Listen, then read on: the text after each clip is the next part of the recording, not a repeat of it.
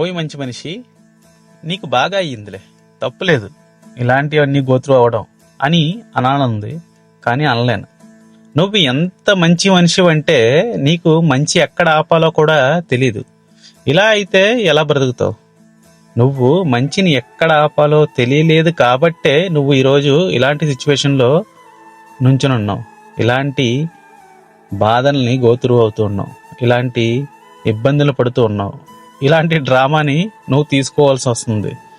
Just because మంచి ఎక్కడ ఆపాలో తెలియదు కాబట్టి. సమ్ టైమ్స్ లైఫ్లో నువ్వు గోత్రూ అవుతున్న వాటికన్నా ఇంకా వర్స్ట్ థింగ్స్ గోత్రూ అవుతున్నప్పుడు నాకే ఎందుకు ఇలాంటివన్నీ జరుగుతాయి, నేనే ఎందుకు గోత్రూ అవ్వాలి, నేనేం తప్పు చేశాను, నేను చేసింది మంచే కదా అని నువ్వు ఎన్నిసార్లు గింజుకుని అరిసినా కూడా నువ్వు గోత్రూ అవ్వాల్సిందే. ఎందుకంటే యూ డెంట్ రియలైజ్ మంచిని ఎక్కడ వరకు ఆపియాలో. ఒక లిమిట్ పెట్టుకోలేదు. ఎంత పడితే అంత కుప్పలుగా మంచిదాన్ని ఇచ్చేస్తుంటే నువ్వు చివరికి మునిగిపోతే ఎందుకు జరిగింది అని క్వశ్చన్ వేసుకుంటే ఎలా? సో నెక్స్ట్ టైం నీ మంచిదనానికి కూడా ఒక లైన్ గీసుకో.